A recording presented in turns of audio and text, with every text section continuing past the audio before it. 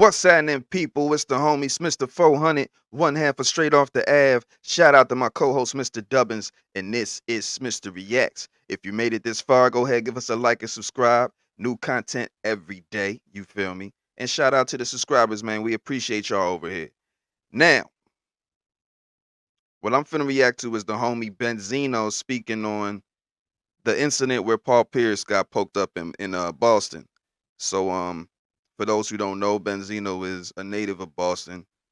Started out, rapping, doing his thing in the streets and whatnot. Ended up doing the Source magazine, and the rest is history. So without further ado, man, we gonna react to Benzino saying Paul Pierce allegedly is lying about, what happened.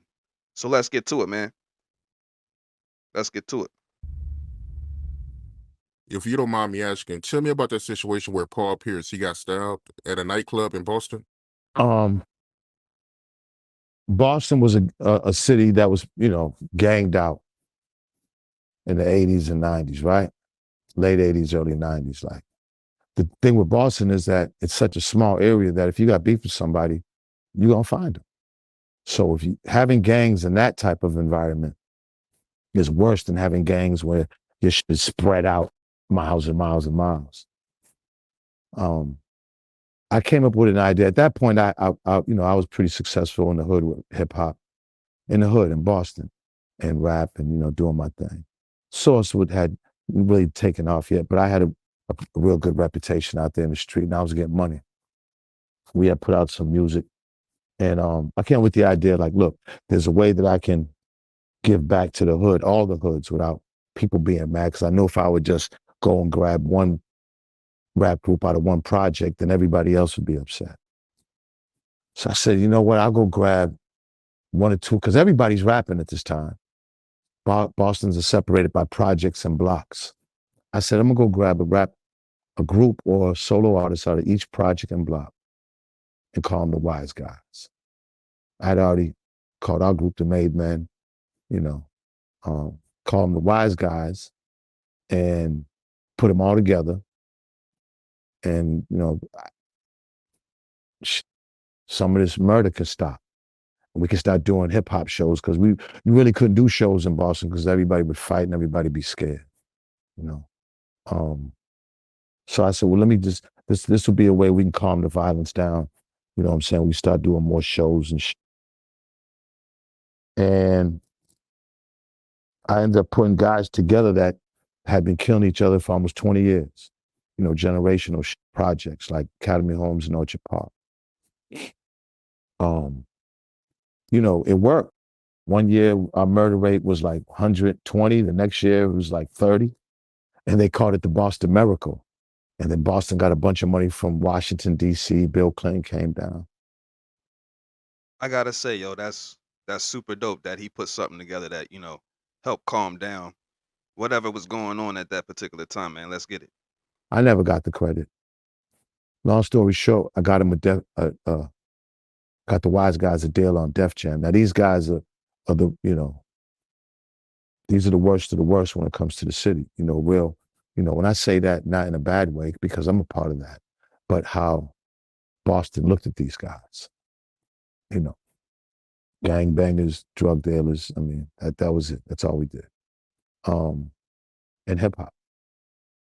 So we was doing a release party. I had got him a distribution deal on Def Jam. I got him it was all on the Source magazine. I got him a Pele deal, Avarex deal to do ads. I mean, I put them on tour with each other. I would put the worst ones I would put the ones who had the worst enemies on tour with each other, because then I figure if they're out of town, it would be Boston against whoever they're out of town with, not necessarily their projects against each other. And it worked.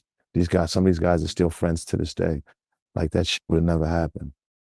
About 12, 13 guys. Put a lot of my own money in it too. It worked, man, And then, so one night we gave an album release party. All the Wise Guys are coming. It's downtown too, so it kind of was like, whoa, this is pretty dope.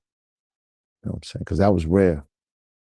So we're downtown, so I guess the Celtics had came that night. Now, I knew Paul from Kansas. because I'm a big Celtics fan, and we was drafting him #1. He was the coming out of college. So it's like, oh, we're gonna pair him up with Antoine Walker. We getting ready to like make some noise again. We had sucked for so long. Everybody was happy that Paul was coming. I think we was in last place the year before. Right. So that night, something had happened. Me and my man Hirsch. Something had happened because we're in the club, and let's say me and Hirsch are over here by the pool table, and they over there by where the music's at, the DJ. You notice that the Celtics in it because everybody, these niggas is tall as, you know what I'm saying? I remember Tony Battie was in there. When Paul got there, right, I didn't know, I couldn't recognize him. Like he was in the club, I didn't even know. It's not like the club was super big, but I think it had 2 floors. So I didn't recognize if he was in there. Because when you see a nigga on TV and basketball, the first time you're seeing him in a dark nightclub, you're not even gonna recognize him really. Because I didn't. A fight breaks out, niggas is over there beefing. That's a regular thing in Boston. Niggas fight. That happens all the time in clubs. That's why we never had no clubs. It was guaranteed to be fights. I mean, bloody fucked up fights, dying fights, all kind of shit. Shootouts, stabbings. Anyways, niggas is giving this one dude the business. Nobody else jumped in with. That's one thing I noticed. No other Celtics went over there to help Paul that night. And there was a few of them in there. Nobody went over there to help him. Now, me and Hirsch, my man, Tony Hirsch, we're standing to the side watching everything.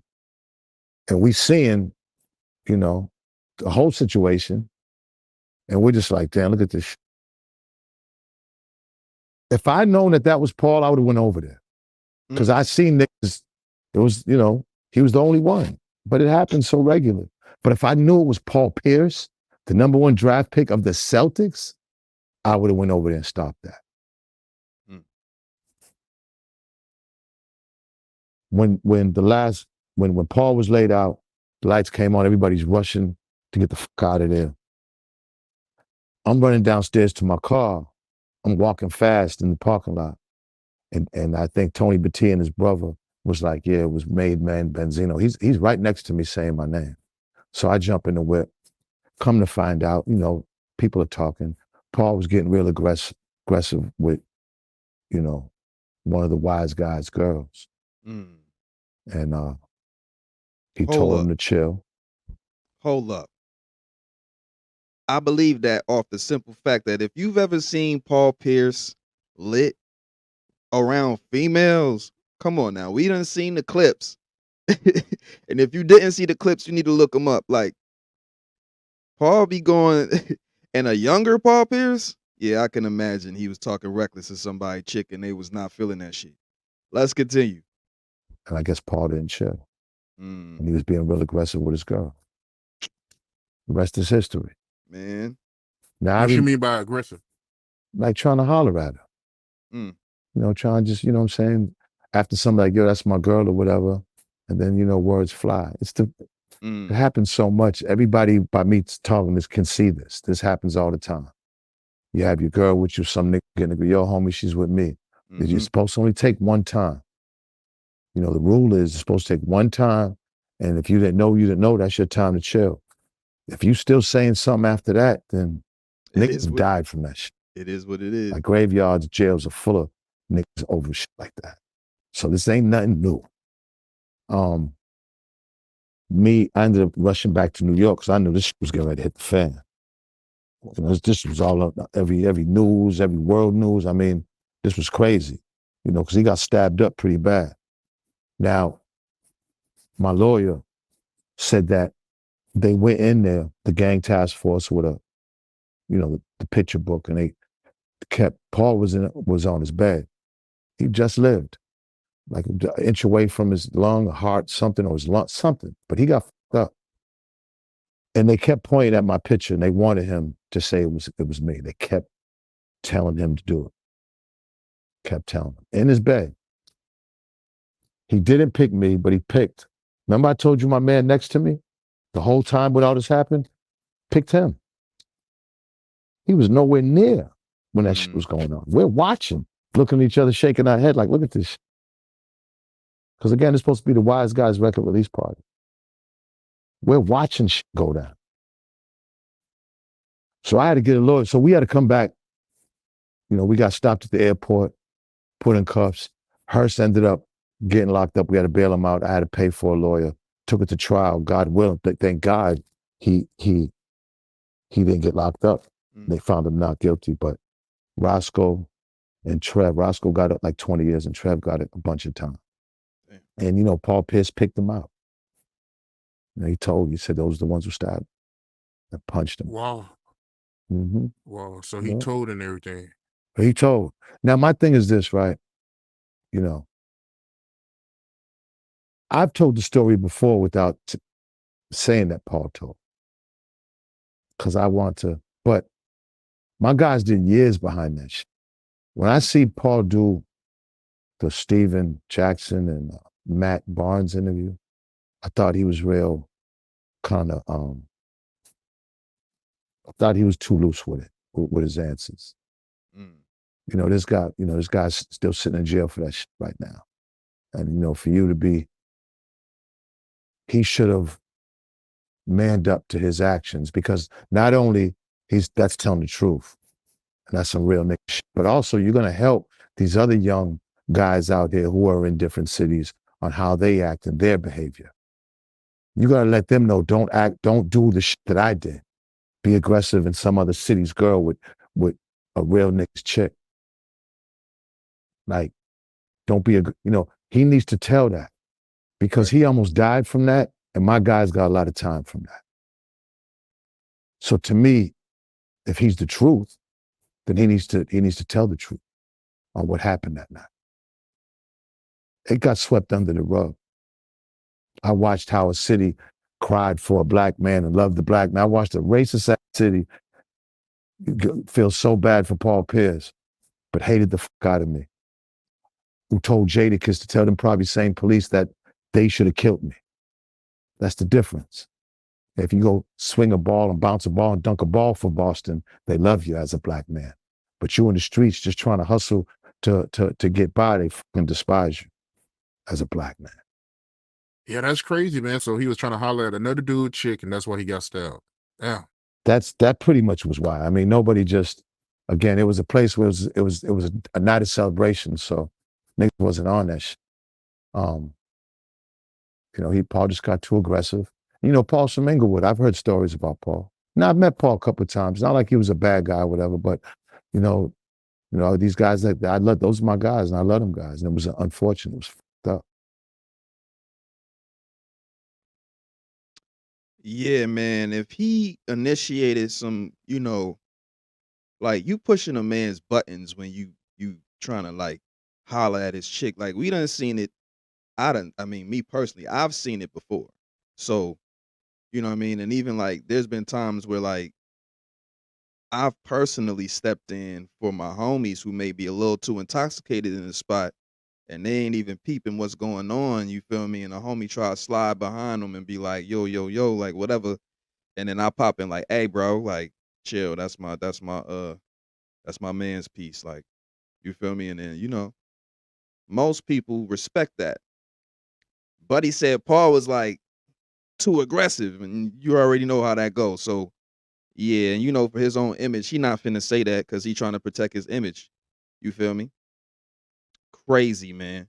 How y'all feel about that situation, man? Paul, if you've ever look, Paul be going crazy. Paul be going crazy, bro. Paul was alive one time with who was it? Kevin Garnett. Look that video up. But yeah, man. Shout out to the subscribers one more time, man. If you made it to this point in the video, go ahead, give us a like and subscribe, man. Tap in, new videos every day. Like I said, man, I just did some dope content recently. We got the vlogs, you feel me? We got the live streams, the merch, man. The merch is available. lawsurgeonco.com. Link in description, you feel me? And yeah, man. The homie Smitster 400 signing off. This has been Smitster Reacts. Y'all have a nice day. Owie.